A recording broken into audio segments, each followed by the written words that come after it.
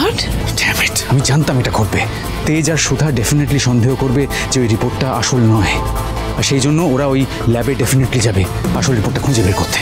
কিন্তু সার্থক, রবিনও তো এখন ছুটিতে, তেজকে আটকাবার তো কেউ নেই, কি হবে এবার? যে করেই হোক তেজকে আটকাতেই হবে। শোনো, তুমি রবিনকে এক্ষুনি একটা ফোন করো। তোমার কাছে তো ফোনও নেই। না না না না, আচ্ছা আচ্ছা ওয়েট। হ্যাঁ, ফোন করো।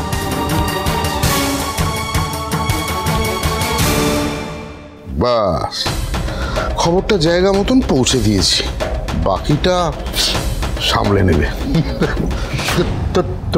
তুমি এই প্রশ্ন তো আমার আপনাকে করার কথা মেচকা। আপনি এখানে কি করছেন? আমি তেজের খবর জানতে এসেছিলাম। আসলে এত বড় একটা দুর্ঘটনা থেকে ফিরে এলো, হাজার হোক নিজের রক্ত সন্তানের মতো, তাই এত বড় অ্যাক্সিডেন্ট থেকে তাই হঠাৎ আপনার সন্তানের মতো ভাইপোর প্রতি এত দরদ কোথা থেকে আসছে মেচকা? আপনি এত বছরে তেজের তো কম ক্ষতি করেননি, তখন নিজের রক্তের কথা মনে ছিল না, তখন তাকে বিপদে ফেলতে আপনার এতটুকুও বাধেনি, তাই না? দেখেছো তো সুধা, সবেতে তুমি আমার দোষ দেখো। আচ্ছা সুধা, তুমি আমায় একটা কথা বলো তো, একটা মানুষ চলার পথে সারা জীবনে কি একটু একটু করে পরিবর্তিত হতে পারে না? সম্ভব নয় মেচকা। আমি খুব ভালো করেই জানি আপনি কখনোই শুধরবেন না। আর একটা কথা আপনি মন দিয়ে শুনবেন, আপনি এই পরিবারের কোনো ক্ষতি করতে পারবেন না, কারণ এই সুধাময়ী চিরকালের মতো এখানে এসে গেছে।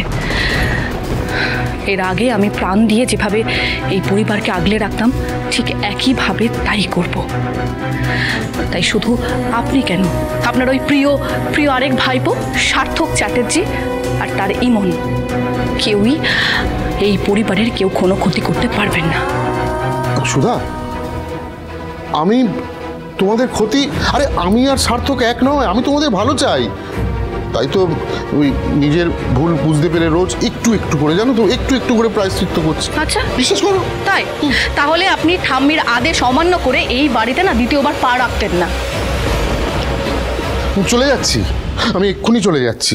একটা ছেলে কেমন আছে সেটা জানতে এসে না বড় পাপ করে ফেলেছি জানো। বলছি ও কেমন আছে? না, আমি যাচ্ছি।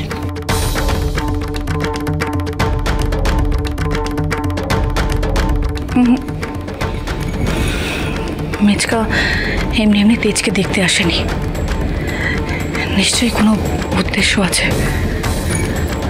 আবার হয়তো কোনো প্ল্যান নিয়ে এখানে এসেছে, কিন্তু কি?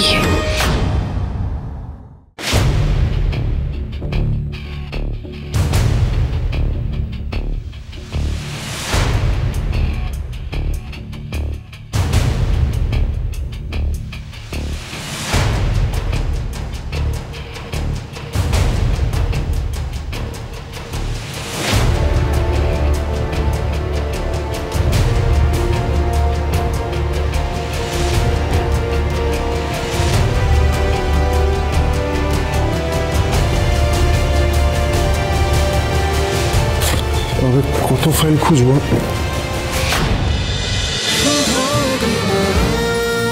শুভ বিবাহ সোম থেকে রবি প্রতিদিন রাত 10:30টায় স্টার জলসায় ও জিও হটস্টারে।